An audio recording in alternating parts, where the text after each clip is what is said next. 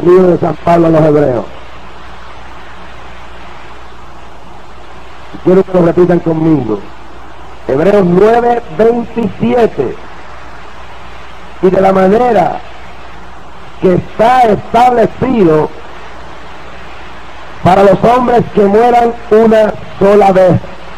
Dígalo conmigo. Y está establecido para los hombres que mueran una sola vez.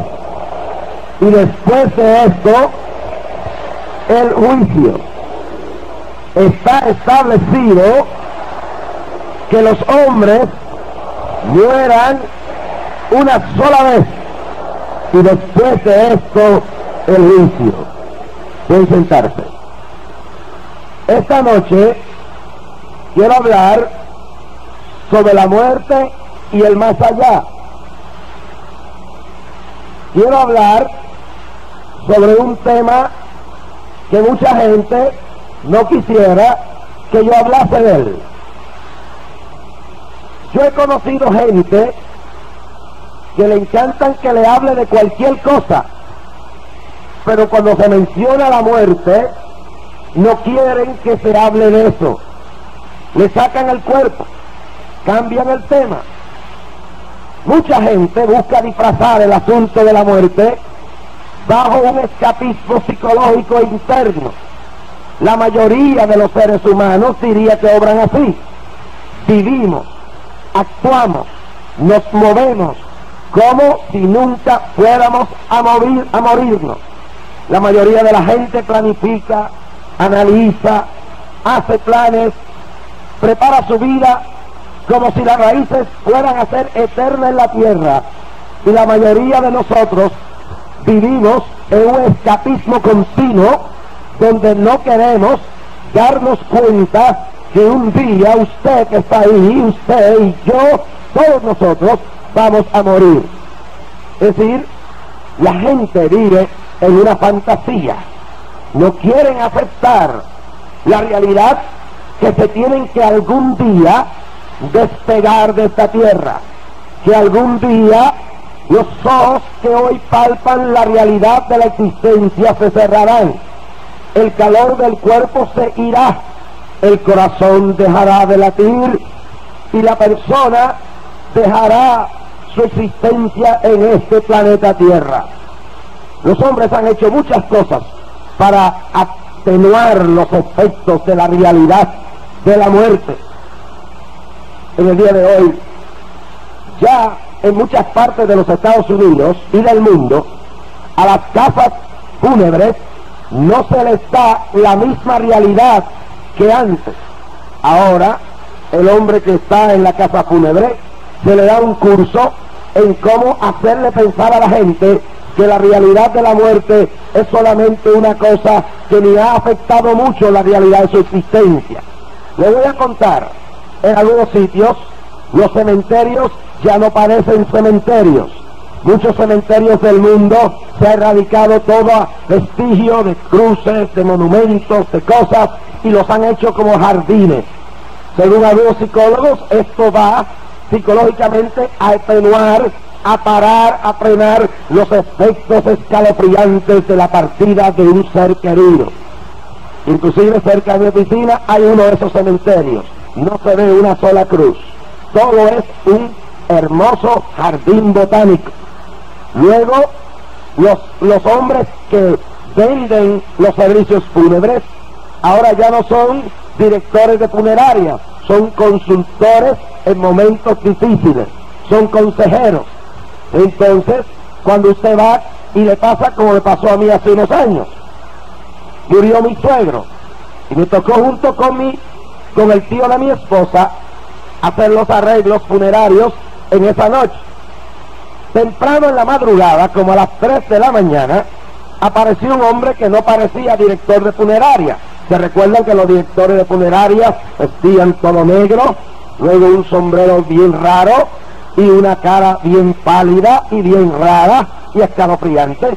Pues este no, este parecía un ejecutivo de banco, un vendedor de carros, un traje lo más alegre, y a las 3 o las 4 de la mañana ese hombre joven jovial, bien alegre, bien vestido, se acercó a mí y al tío de mi esposa y nos preguntó en qué puedo ayudarle en este momento difícil. Y entonces nosotros le dijimos, bueno, usted sabe lo que nos puede ayudar, queremos una caja para enterrar al muerto. Y entonces empezó a enseñarnos las cajas. Primero nos llevó como si estuviéramos comprando un carro. Y yo me reía porque yo no lo había experimentado algo así. Nos llevó primero a una caja de caoba. Dijo, esta hermosa caja vale, cambiándola al término de bolívares, vale 23,000 bolívares el servicio fúnebre en esta caja. Pero no le recomiendo esta porque esta no dura tanto el cadáver como en la otra que le voy a enseñar. Bueno, entonces nos llevó a la segunda caja fúnebre. Y entonces nos llevó a la tercera. Y cuando él me dijo que por la tercera pedían casi $10,000, yo le dije, óyeme, ¿y qué tiene esta? ¿Aire acondicionado? Él se rió, me miró así riéndose, y esta no, pero la otra que teníamos sí tenía aire acondicionado. Y yo me le quedé mirando y dije, usted era un charlatán, este hombre, una caja con aire acondicionado para muertos. Bueno, y entonces nos habló de una cubierta de plata y todo que le habían vendido un millonario. Seguimos por todos los lados y nos enseñó los mejores negocios, como en una caja los gases y los vapores eran extraídos por un mecanismo que la caja tenía, y a eso era que él se refería del aire acondicionado, porque tenía un mecanismo la caja que mientras se podría el cuerpo iba sacando los gases para afuera, y quizá de aquí a 50 años encontraba uno los huesos en bastante buena situación. Entonces nos llevó a la última caja y pidieron como casi $3,000 por aquel servicio fúnebre. Y en aquel momento el tío de mi esposa era bien alto y bien fuerte, y cuando él vino y agarró la caja, la tapa de la caja se salió fuera de su sitio. Y entonces dijo, bueno, porque él nos había dicho que ese era fuerte, que era resistente, que esto y aquello. Cuando el tío de mi esposa lo jaló, se vino la tapa de la caja para afuera. Y yo le dije, oiga, ¿por qué no dijo que era fuerte? Entonces dijo, no, yo dije, pues mire, ¿por qué no nos vende esa con un pequeño? A nosotros no nos importa que esté rota, hágale una rebajita y nosotros la compramos. Pero él dijo, no, jamás podemos vender eso así roto. Tenemos en el almacén bastantes cajas dispuestas para el uso de los clientes que como usted merecen un mejor trato. Bueno, y compramos la caja esa, pero es el asunto de ver un hombre que nos estaba vendiendo una caja de muertos, como cuando usted va a comprar un carro. En una de esas cogió y dijo, mire qué cómoda esta caja es. Se puede dormir aquí. Yo dije, el portal muerto se puede dormir allá adentro. Pero así, se puede dormir aquí. Me imagino que en días de flojera en el negocio se habrá costado en alguna de esas cajas el mismo. Pero yo también analicé algo. ¿Sabe que las cajas de muertos en el día de hoy, antes no, pero ahora, no se hacen para muertos, se hacen para gente que está viva? Antes no era así, antes la caja de muertos se mandaba a hacer cuando se moría el muerto. Pero las cajas de muertos hoy en día están hechas para seres vivientes. Es más, usted puede ser que vaya al funeral de su madre, o de su abuela, o de su hijo, o de su papá, o quien sea, y la caja que esté ahí al lado de él puede ser la que ya tienen para usted. Y cuando usted ve las cajas de muertos, realmente no están hechas para muertos, están hechas para vivos. Porque el día que usted se muera ya no van a mandar a hacer la caja, ya está hecha. Y puede ser que la caja suya ya esta noche esté hecha. Y me recuerdo la historia en Estados Unidos de un hombre que era dueño de una funeraria. Y este hombre le enseñó al pastor que estaba llevando el culto a cabo lo cómodo que era esta caja, las ventajas que tenía la caja, que esa era la caja más costosa que él tenía, y como el pastor era el que hacía tantos servicios fúnebres, le llevó a exhibirle la caja más preciosa que él tenía, valía $1,000, y cómo era de cómoda, cómo se podía dormir en ella, cómo se podía estar tan tranquilo dentro de esa caja. Bueno, tiene que estar bien tranquilo cuando está muerto. Pero lo grande de esto es, 6 meses después, el pastor volvió, y cuando le preguntó a la gente dónde estaba su amigo, el dueño de la funeraria, le dijeron, pero no sabes que él murió, y lo enterraron en su caja favorita. Así que las cajas de muertos no son hechos para muertos, son hechos para vivos. Lo único que los que los utilizan son los muertos. Y eso es una realidad innegable. Se trata de buscarle la manera, la forma de suavizar la cosa, pero la muerte es una realidad inevitable. Usted, ni yo, ni ninguno de nosotros podrá jamás ni nunca evitar la realidad de que nosotros vamos a morirnos algún día. Y hay tres realidades que yo quiero que usted piense de la muerte en esta noche. Número uno, no hace acepción de personas. Aquí en la tierra se hace acepción de personas. Aquí hay sitios donde solo puede entrar la gente de billete, la gente de plata. Aquí hay sitios donde los negros no se dejan entrar. Aquí hay sitios donde los blancos oprimen a los negros y un negro no puede entrar en ese lugar, como lo hay en diferentes partes del mundo. Y aunque digan que no, eso existe en todas las partes del mundo, por más que se encubra. El racismo, que hace excepción de personas. Hay lugares donde no pueden entrar los pobres y hay lugares donde pueden entrar nada más que los ricos. Se hace acepción de personas, pero la Biblia señala que está establecido a todos los seres humanos que experimenten la muerte. No hay excepción. Usted puede ser rico, puede ser pobre, puede ser un intelectual, puede ser un analfabeta, puede ser una persona blanca, amarilla, roja, del color que sea, pero usted se va a morir, porque la muerte no hace acepción de personas. John F. Kennedy era el presidente y murió. Marilyn Monroe era bella y hermosa y murió. Y todos los grandes hombres de la historia están muertos. Muertos. ¿Dónde está Bolívar? Muerto. ¿Dónde está Benito Juárez? Muerto. ¿Dónde está George Washington? Muerto. ¿Y dónde están los grandes artistas de 50 años atrás? Gardel y todos los grandes hombres del teatro pasado, muertos. John Wayne, aquella figura que atraía a las masas y sus cuerpos corpulentos, muertos. Si la muerte no hace diferencia, un día tú vas a morir, aunque seas el guapo del barrio, aunque seas el millonario de Caracas, aunque seas el político más influyente de la historia de este país, un día te vas a morir. La única diferencia será el funeral, que quizás irán muchos al funeral y lo harán pomposamente, o quizás pasará inadvertido, pero tú vas a morir. Qué cosa más tremenda pensar en esta noche que todos los que estamos en este estadio, sin excepción de nadie, inclusive mi propia persona, tenemos un día, un momento en el cual todos vamos a salir de este cuerpo y vamos a enfrentarnos a la eternidad. Número 2, la cosa rara de la muerte es que a menos que tú no te suicides, no se sabe dónde uno va a morir. Puede suceder en cualquier lugar.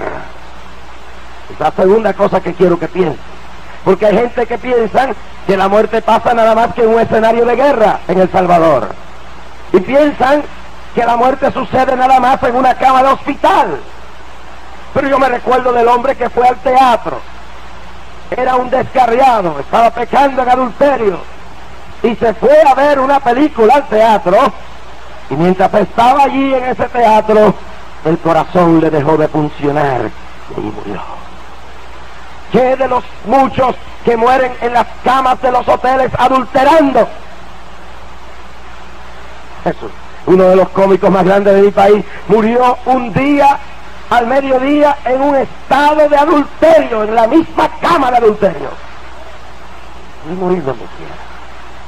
Algunos morirán en el lecho de un hospital, otros en el terreno de batalla en una guerra, otros de ancianidad en una silla en su hogar. Pero una cosa es seguro, que en el lugar que menos tú esperas, tú vas a morir. Puede ser en un accidente de carro, puede ser en un avión que se cae, puede ser en un asalto a un banco, puede ser un cáncer, puede ser el SIDA, puede ser un ataque al corazón, pero en algún lugar tú vas a morir.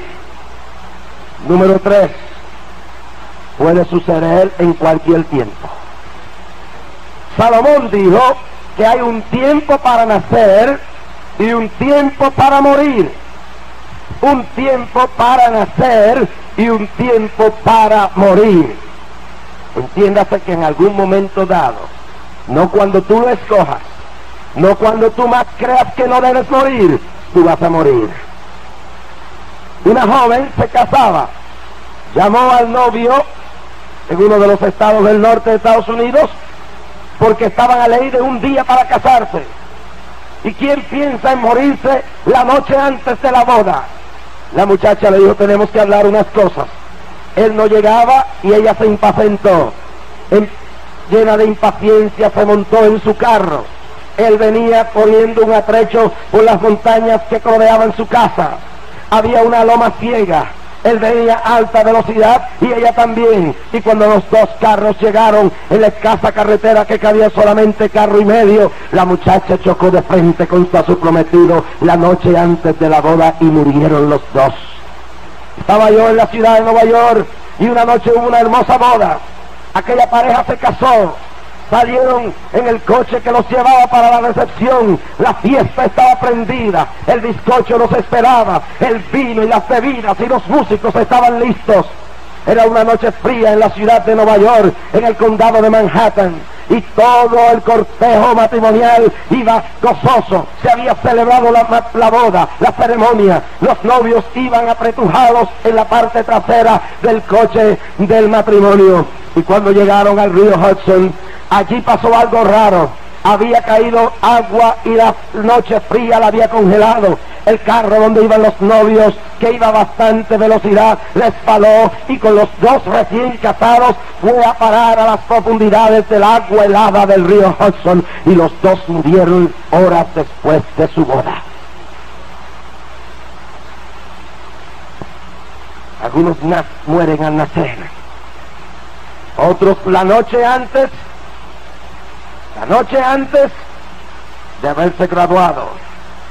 Una de esas realidades la han vivido ustedes aquí en el estado de Mérida, cuando un joven acabado de graduar con todo el futuro por delante murió asesinado la misma noche que se graduaba. ¿Cómo puedes tú pensar en esa noche que no tienes que pensar en la muerte, cuando no sabes que puedes morir en cualquier instante? Porque está establecido a los hombres que mueran una vez. Tú vas a morir, tú vas a morir, tú vas a morir, y vas a morir cuando menos lo pienses. Tú te ríes y dices, soy joven. El cementerio está lleno de jóvenes. Y tú dices, estoy al punto del negocio más grande de mi vida. La muerte puede llegar en ese momento, en la cumbre del éxito, en la altura de la prosperidad. ¿Se recuerdan de aquel rico que toda su vida guardó para que cuando fuera viejo tuviera millones y millones de bolívares? Y dice Jesús que una noche, cuando él estaba ya preparándose para gozar de los millones que tenía, oyó una voz que dijo, oh necio, esta noche vienen a pedir tu alma. Es innegable, todos,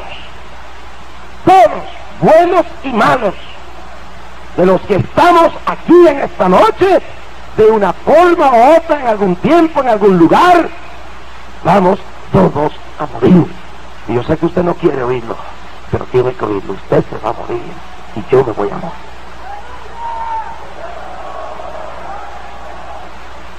El problema no es ese. Los científicos quieren alargar la vida y están haciéndolo. Se dice que para el año 2000 la población de ancianos en Norteamérica será enorme. ¿Por qué? Porque las drogas que los científicos se están inventando para alargar la vida están haciendo eso. Pero por más que la alarguen, la gente se muere. No hay problema con eso. Te vas a morir tarde o temprano. Y eso hay que aceptarlo. Que la muerte es inevitable. Ahora, el problema que ha seguido los hombres no es el problema de la muerte solamente. Es el problema que hay más allá de la muerte. Que hay después que uno se muere. Y los conceptos históricos son diversos.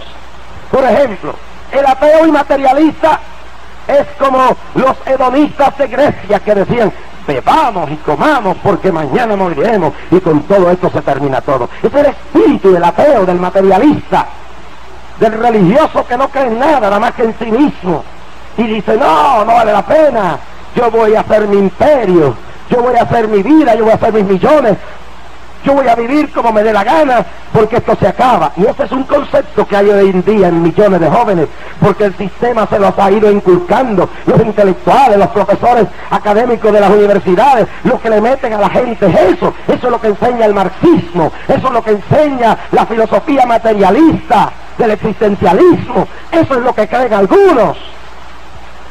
Y el humanismo, que levanta los valores humanos sin la intervención y sin el reconocimiento de la personalidad y la soberanía y la virtud de Dios.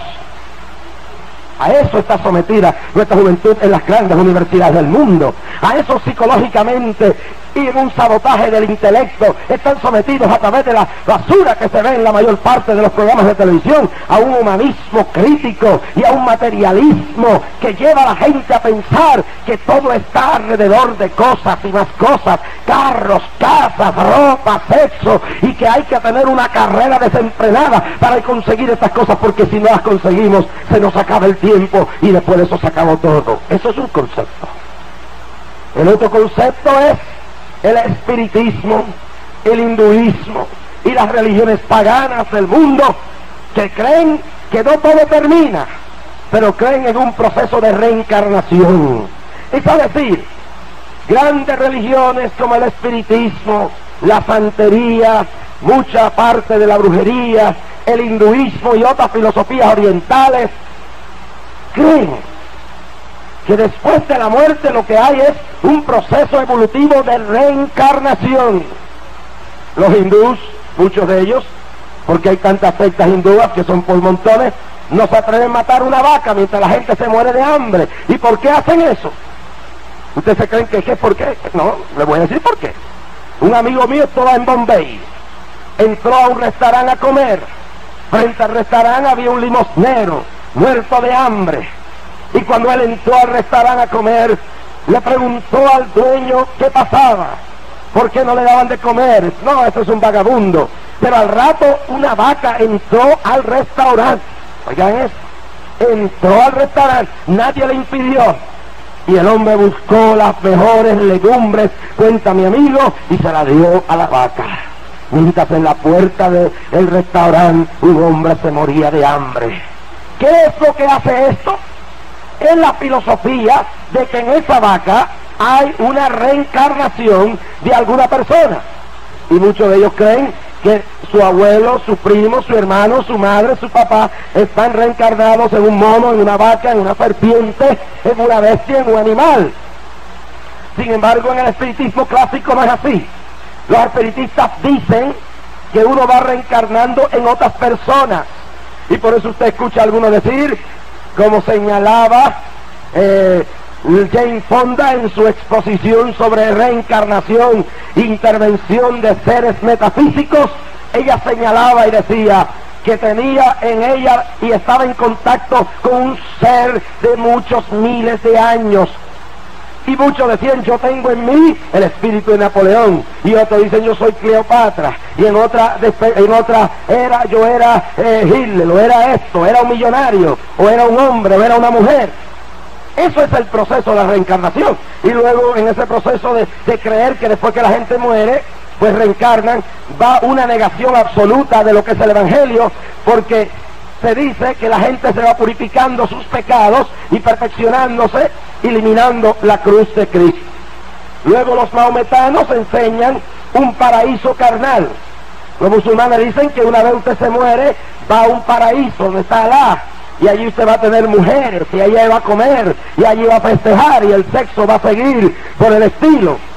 El catolicismo romano apostólico, una secta que se desvió del cristianismo auténtico y verdadero, enseña, y noten bien, ustedes, nosotros, los evangélicos, no debemos aceptar que nadie nos llame secta, porque la palabra secta es una palabra humillante que usan los enemigos del Evangelio para hacernos creer que no tenemos la verdad.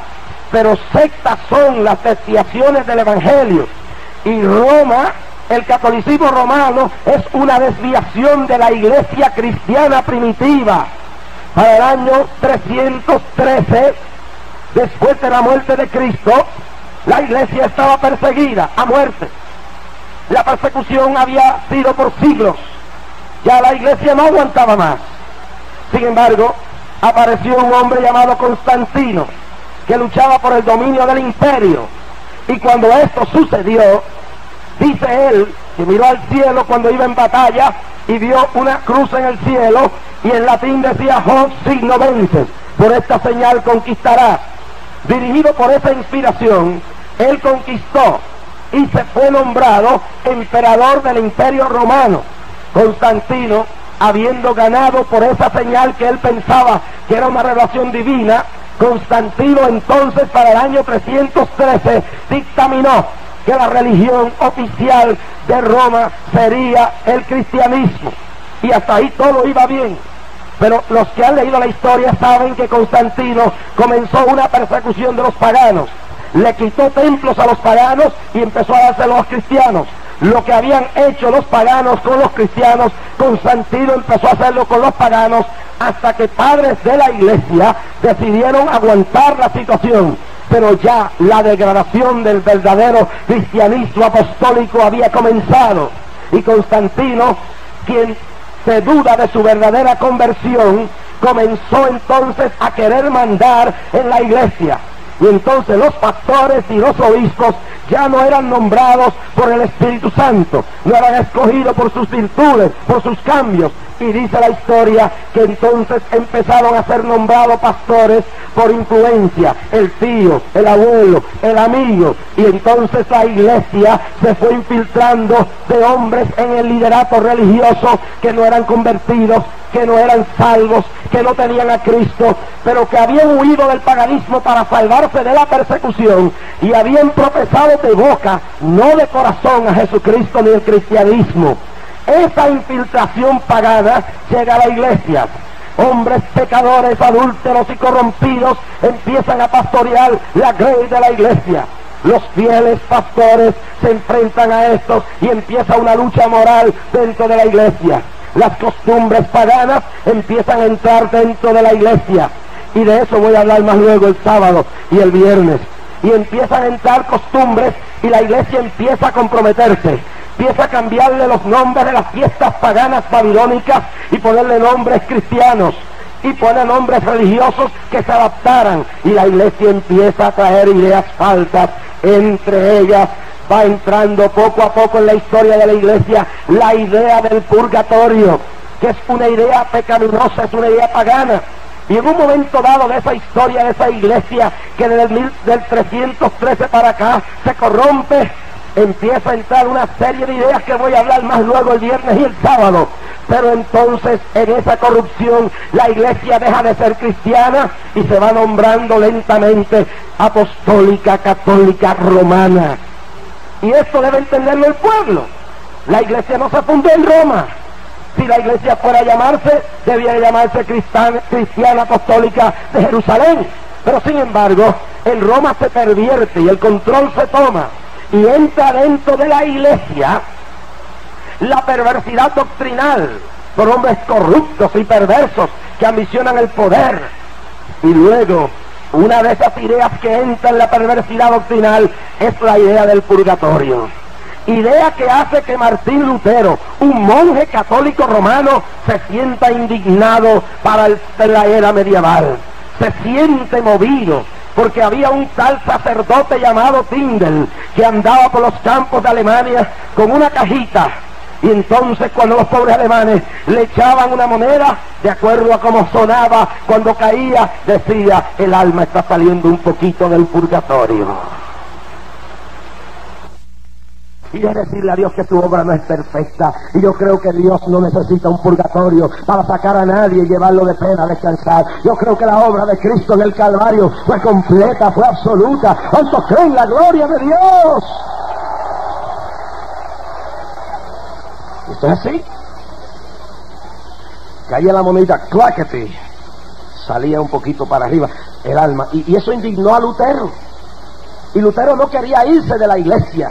Lutero quería reformar la iglesia. Eso es lo que la palabra reforma significa. Pero lo votaron porque no resistían la palabra de verdad. Aleluya. Y usted no nota la injusticia del purgatorio. Usted sabe lo que es, que si es así, por las misas hay que dar dinero y hay que pagar, y ustedes lo saben. Pues entonces todo el mundo tiene chance. Un tipo aquí fue un sinvergüenza, un vagabundo, un bandido, un adúltero, un corrompido, un pillo, un ladrón, un asesino, y si tiene billetes le siguen haciendo misas y misas y misas y misas y misas y más misas y más misas, y entonces critican a los evangélicos por recoger ofrendas. Pero nosotros no le compramos. Nosotros le decimos a la gente: el que quiera dar algo lo da, el que no quiera no dé nada. Pero no le decimos a la gente que van a comprar el cielo con misas.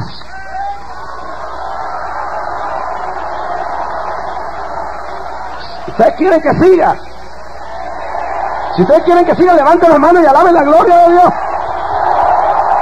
Es tiempo de decirle a este pueblo la verdad, porque millones se pierden y Cristo viene pronto, y no puede la iglesia comprometer el mensaje de la verdad. Reviente el diablo cuando reviente. Sácale misas y misas. Entonces si es así, los ricos llegarán más ligero al cielo. Todavía están haciendo misas por Trujillo, Leonides Trujillo, el monstruo de Santo Domingo. Y yo creo que ese hijo del diablo tiene que estar en la parte más profunda del infierno. Francisco Franco, quien torturó y mató a millones, y la hipocresía, misas por el alma de él. La Biblia dice y lo señala: he aquí ahora el día aceptable de la salvación, no hay nada más después. Alabado sea el nombre de Jesús. Oh, llama la samahaya.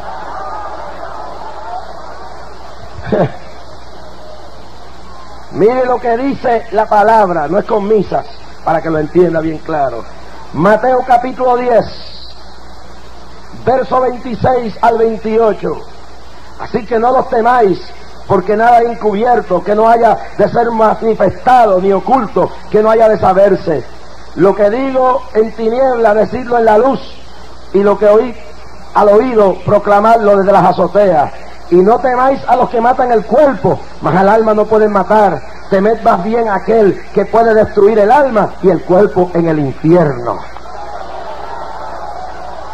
Y mire más adelante, Jesús mismo, no está hablando más nadie.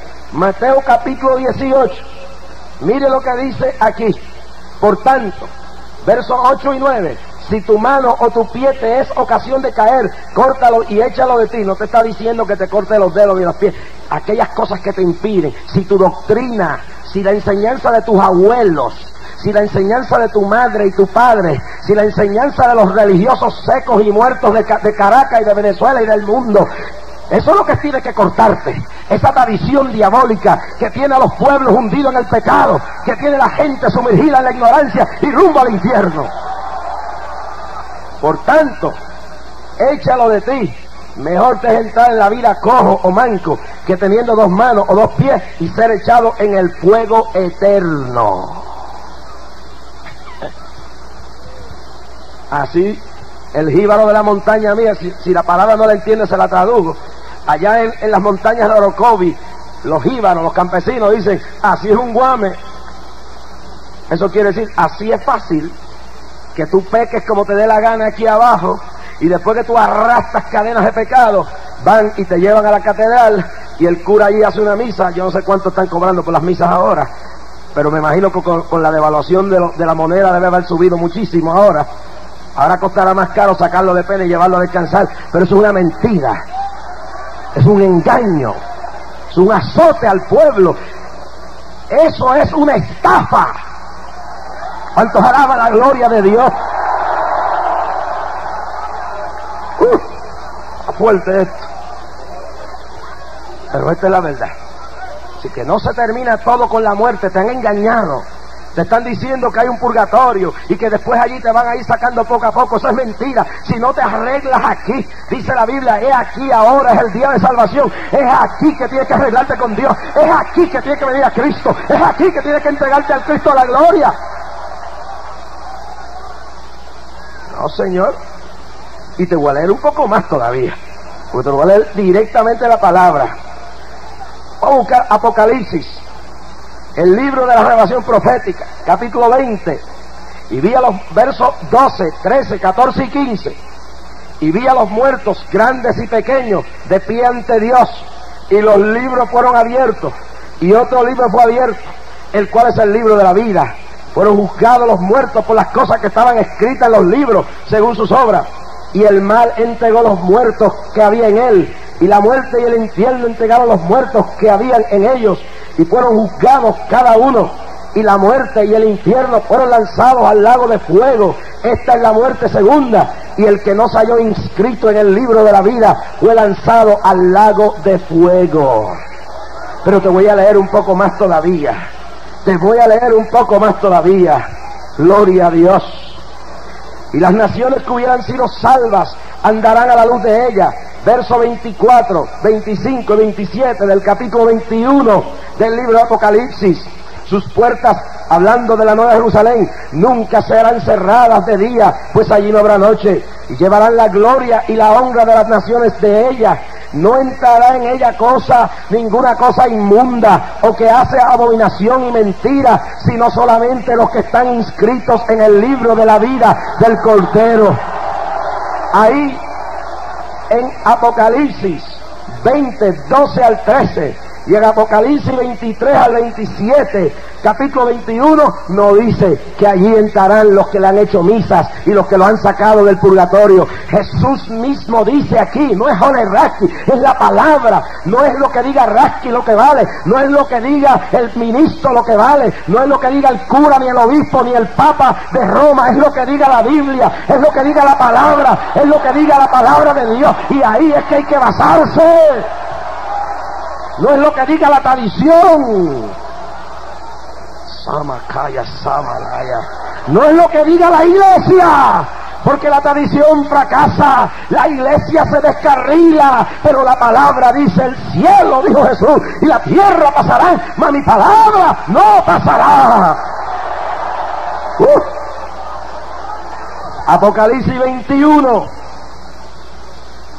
capítulos 21, versos 6 al 8, y dice así, Apocalipsis, capítulo 21, 6 al 8, y me dijo: hecho está, yo soy, y es Cristo hablando, Dios mismo hablando, yo soy el alfa y la omega, el principio y el fin.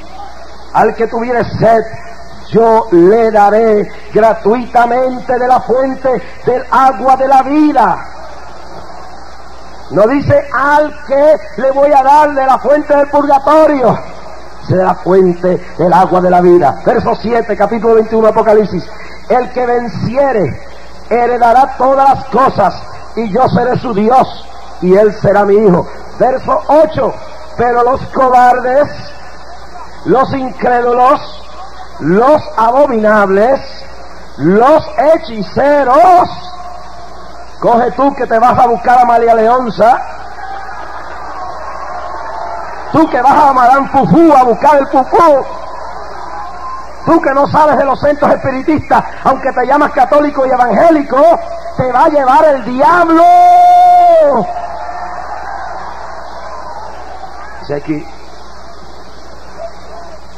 los homicidas, los fornicarios, y eso incluye los adúlteros, por más agua bendita que te eche el cura, por más dinero que le dé el pastor evangélico, si eres un adúltero empedernido, te vas al infierno. Puedes traer una carretilla de chavo aquí, te puedes llamar el profesor, te puedes llamar pastor, te puedes llamar sacerdote, te puedes llamar el político, te puedes llamar senador, te puedes llamar diputado, te puedes llamar ministro de gobierno, te puedes llamar rey de un país, te puedes llamar presidente, pero si mueres en adulterio, vas al infierno. Dios te está hablando en esta noche: arrepiéntete, conócete a tu Dios. Tu religión te ha engañado. Tu religión te ha dicho mentiras. Pero Cristo habla en su palabra y dice que la verdad nos libertará.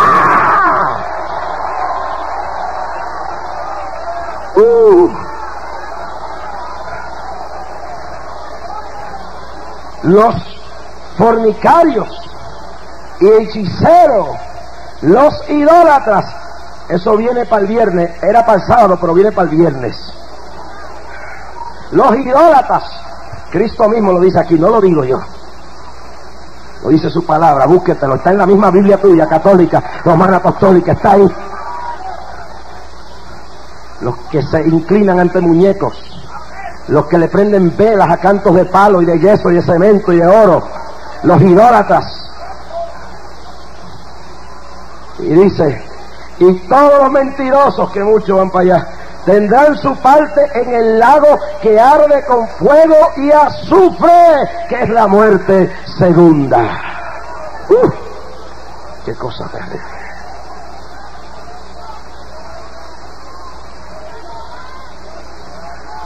Y de los cristianos, ¿qué dice? Primera de Tesalonicenses, capítulo 4, versos 13 al 18, dice, claro y determinante la palabra del Señor, y quiero que ustedes busquen sus Biblias y lo lean, lo que va a acontecer con los que mueren en Cristo, con los que se van con el Cristo de la gloria, con los que en este planeta tienen su vida sellada con la sangre de Cristo, con los que se han negado los placeres del mundo, con los que se han negado las cosas de este planeta, los que han soportado la injuria y la persecución. Mire lo que dice aquí: tampoco queremos, hermanos, que ignoráis acerca de los que duermen, para que no os entristezcáis como los otros que no tienen esperanza. Tendrán billetes, pero no tienen esperanza. Tendrás un Cadillac y un Mercedes-Benz y una mansión y un título, pero no tienes esperanza. Y dice claro San Pablo por el Espíritu, como los otros que no tienen esperanza. Porque si creemos que Jesús murió y resucitó, así también trae a Dios con Jesús a los que durmieron en Él. Por lo cual os decimos esto en el palabra del Señor, que nosotros que vivimos, que habremos quedado hasta la venida del Señor, no precederemos a los que han muerto, porque el Señor mismo, con voz de mando, con voz de arcángel y con trompeta de Dios, descenderá del cielo, y los muertos en Cristo resucitarán primero. Y en el libro de Apocalipsis dice: bienaventurados los que son levantados en la primera resurrección, los que viven para Jesús, los que se han convertido de verdad. Esos no tienen que tenerle miedo a la muerte, porque en aquel día final se levantarán sus cuerpos transformados para ir a la gloria, a la presencia misma. Alabado sea el Señor. Pero a los demás les espera un infierno.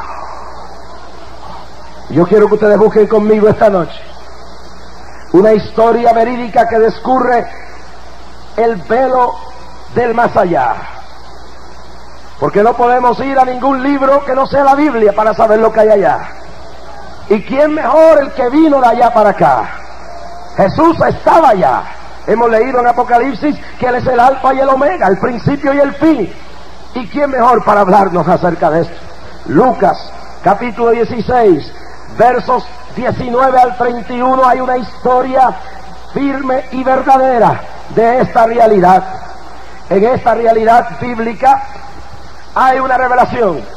Número uno, esta historia no la relata cualquier personaje, la relata el alfa y el omega, el Cristo de la gloria, el principio y el fin, el que viene de allá para acá. Número dos, hay algunos escépticos que han querido decir que esto es una parábola, e inclusive algunos teólogos han tratado de decir que esto es una parábola.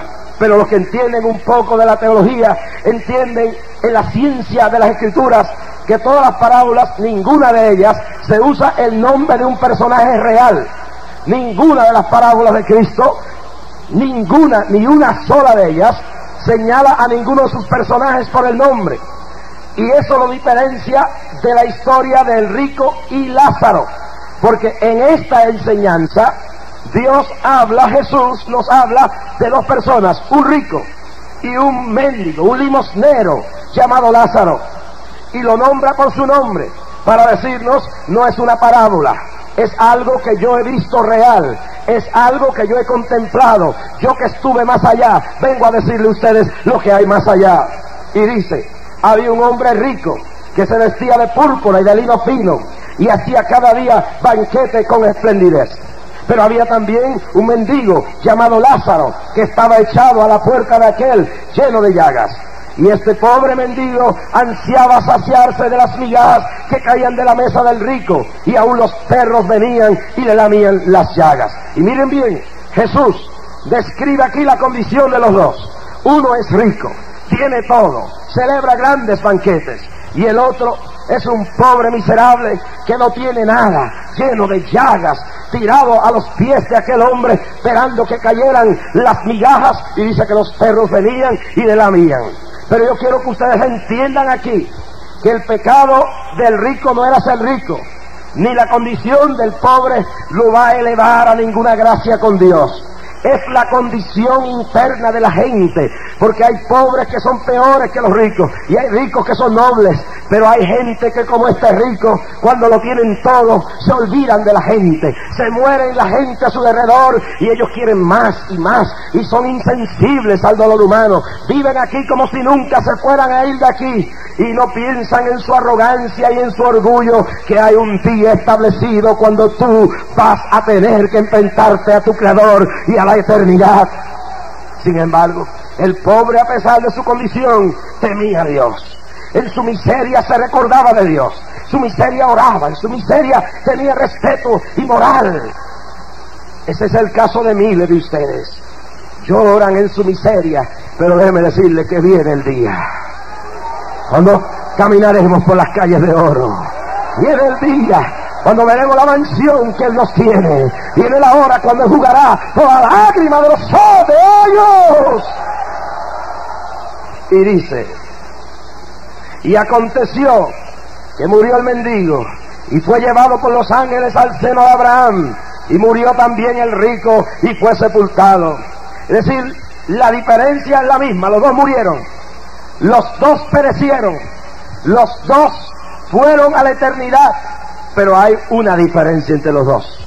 Uno murió y fue llevado por los ángeles a la presencia de Dios, pero el otro inmediatamente dice que alzó sus ojos en el infierno, estando atormentado, y vio de lejos a Abraham y a Lázaro en su seno. ¿Sí? La diferencia: uno inmediatamente fue a la presencia del paraíso de Dios, y el otro fue de cabeza para el infierno. ¿Dónde está el purgatorio ahí? ¿Se recuerdan del ladrón en la cruz? ¿Qué fue lo que le dijo?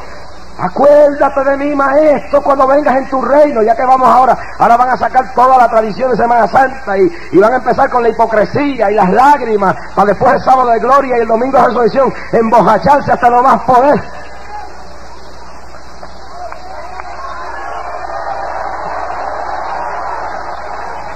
¿Y qué sucedió? Aquel ladrón, que dicen que habían dos ladrones, uno bueno y uno malo, yo no he visto ningún ladrón bueno, los dos eran malos, lo que pasa es que uno se arrepintió. Entonces, el ladrón arrepentido dijo: Señor, acuérdate de mí cuando llegues en tu reino. Y Cristo le dijo: búscate al sacerdote para que te haga unas cuantas misitas sueltas, para que te lleve para allá arriba. No. Le dijo: rézate 20 Ave Marías y 30 Padres Nuestros. No.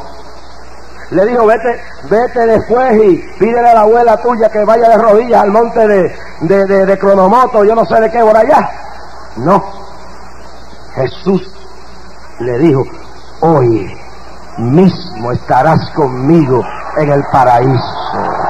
Hoy no hay purgatorio, no lo hay, es mentira. El rico se fue de cabeza al infierno, y el mendigo salvo se fue en los brazos de los ángeles. Eso es paquete, eso es mentira para sacar billetes. Es un buen negocio. Si hay gente que hace 100 años que lo están sacando del purgatorio y todavía no pueden sacar, terminan. Hagan conmigo lo que quieran, pero yo no vengo aquí a decirle mentiras a la gente, a engañarlo, no a decirle la verdad. ¿Cuántos alaban la gloria de Dios? Y está, claro y definitivo, real. Y el rico contó sus billetes, despertó en el infierno. Vamos a seguir por ahí para adelante. Lo que nos dice Cristo. Pero Abraham, mira lo que dice. Entonces él, verso 24, capítulo 16 de San Lucas. Él dando voces, dijo: Padre Abraham, ten misericordia de mí, y envía a Lázaro para que moje la punta de su dedo en agua y refresque mi lengua, porque estoy atormentado en esta llama. Número 1, hay un cielo. Número 2, hay un infierno. Ya lo hemos citado por toda la Biblia. Número 3, en ese infierno hay tormento. Ahora, dice que hay fuego. Yo no sé si es un fuego literal, pero ojalá que sea literal. Porque si no es literal es peor entonces. Esa es otra palabra. Yo no sé si es literal el fuego. Pero si no es literal, es un fuego peor que lo que puede la mente humana. Imagínense, porque cuando Cristo usaba esta figura, lo usaba para describir algo que la mente no puede entender, porque está incapacitada para entender. Pero una cosa sé, que hay un cielo, hay un infierno, y sé que el que se muere en Cristo va rápido para allá, y el que se va con el diablo va para allá abajo de cabeza. Pero sé también que en ese infierno hay tormento. Pero mire algo más que dice aquí. Cuando este hombre en la vida no le importaba en nada a Lázaro, en la vida no le importaba aquel infeliz al pie de su mesa, ni las llagas que tenía, ni ver la miseria de los perros lamiéndolos. Y así hay un montón de gente en esta ciudad, gente que no le importa a nadie más que ellos mismos. Yo primero, yo después, si queda algo para mí. Y después, cuando se muere la gente, entonces empiezan a decir: ay bendito, qué bueno era, si yo hubiera podido hacer algo por él. Mira, mentiroso, lo que tú vas a hacer por mí es lo mismo, estoy vivo. Hay gente que llora en los muertos. Los sitios de más hipócritas son las funerarias y los funerarios. Yo me recuerdo en Nueva York que yo fui al funeral del hijo de una hermana de la iglesia. Estaba recién convertido, y el hijo era el hombre más malo que había. Era un abusador, era un adúltero malo. Y quien lo mató fue la amante de él, porque ya estaba hastiada de todos los palos que le daba, y una noche lo veo dormido y le metió un cuchillo por el corazón y lo mató. Me tocó ir ahí. Entonces veo una señora que se le acerca a la madre, la abraza y le dice: qué bueno era, qué pena que se murió, acompaña los sentimientos. Pero luego cuando me pasó por al lado dice: son bandidos, son sinvergüenza, qué hipócrita. Lo que usted va a hacer, hágalo aquí en la tierra. Y este hombre nunca se había recordado de Lázaro, pero ahora que está metido en el infierno se recuerda. Hay gente que dice: yo no voy a una iglesia evangélica ni pentecostal, porque esas iglesias son de gente de esta clase, de aquella clase. Están igual que riquitos estos, llenos de orgullo. Entonces tiene que Dios a veces permitirle un cáncer para que recuerden que ellos no son nada. Tienen que verse con un hijo adicto, tienen que verse con una hija lesbiana, tienen que ver que el mundo se le cae encima, para que entonces alcen los ojos a los cielos. Tienen que ver que el terremoto venga y les sacuda los edificios y se les caigan encima, para entonces mirar arriba. Y algunos tienen que estar como este rico en el infierno. Y entonces le dijo: óyeme, por favor, mándalo acá. Aquel que él no quería nada que ver con ellos, aquel que se avergonzaba, que tenía asco, dice: mándamelo acá, que moje la punta de su dedo y me la pase por la boca, porque estoy muy atormentado.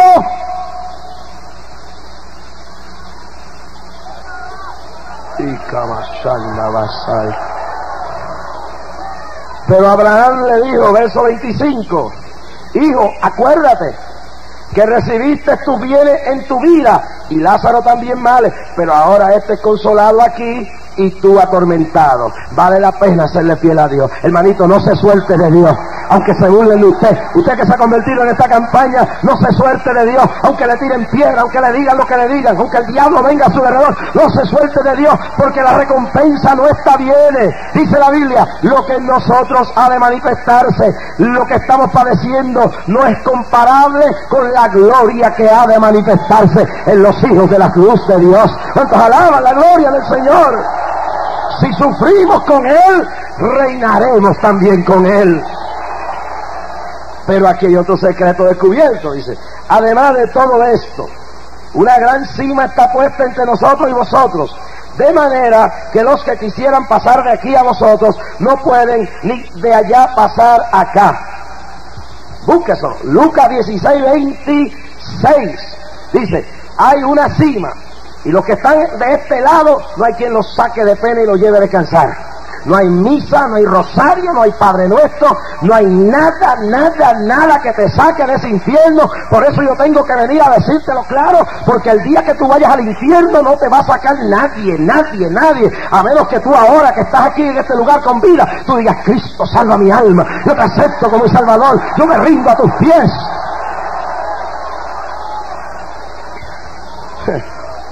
Así que no puedes salir de ahí. Ahí lo dice claro, Jesús mismo lo dice. Y eso echa por el piso la teoría del purgatorio, porque si no puedes salir de ahí, entonces ¿cuál es la mentira? Oh, que la tradición, no olvídate la tradición, si no estás de acuerdo la palabra es mentira. Verso 27, cuando le dijeron que no lo podían sacar de pena y llevarlo a descansar a nadie, entonces le dijo, te ruego pues, Padre, que le envíes a la casa de mi padre. Se volvió entonces espiritista. Verso 27. Si no puede salir de ahí para venir aquí, ni yo puedo salir de aquí para ir allá, pues entonces envíalo allá. Pues tengo 5 hermanos para que les testifique, a fin de que no vengan ellos también a este lugar de tormento.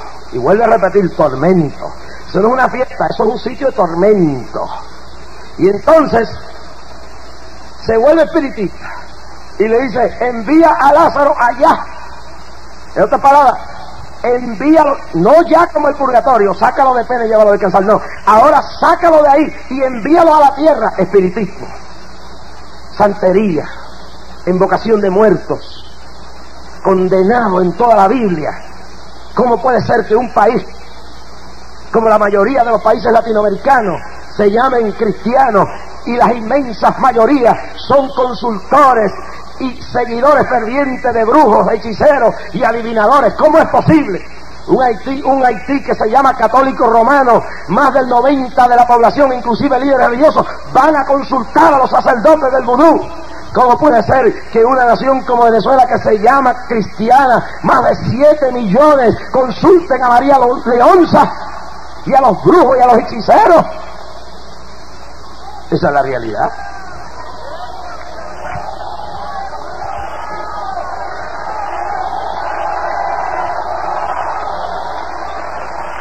Dice aquí, sácalo allá y mándalo allá, pero dice no.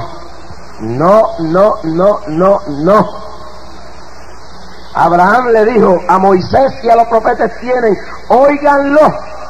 Él entonces dijo, no, padre Abraham, pero si alguno, miren va a quedar el espiritismo aquí, si alguno fuera a ellos entre los muertos se arrepentirán. Mas Abraham le dijo, si no oyen a Moisés y a los profetas, tampoco serán persuadidos, aunque alguno se levantara de entre los muertos. Si no hay juego aquí. Eso que te presentan a ti en las sesiones espiritistas, que parece tu abuela y que parece tu mamá y que parece otra cosa, eso no es nada sino un demonio con una capacidad intelectual acumulativa de capacidad intelectual de conocimientos de millones y millones y millones de capacidades que puede acumular y acumular y acumular y puede disfrazarse. Pablo lo dice en 2 de Corintios cuando dice, no es maravilla que el mismo Satanás se transfigure en ángel de luz. Y hablando a los Corintios en su segunda carta dice, porque no seamos engañados de Satanás, pues no ignoremos sus maquinaciones. Y la Biblia lo dice bien claro, que el diablo es astuto y es entendido en su maldad. Mi hermano, esos no son muertos, son demonios personificando a gente que existió en su capacidad intelectual, en su supercerebro, acumulando información de toda la gente, y luego se personifican, porque los muertos no salen. Por eso es que usted ha visto aquí cómo hemos echado fuera legiones de demonios y los he oído hablar. Esos mismos demonios que usted ha oído hablar aquí son los mismos que se echan fuera. Pero mire la importancia.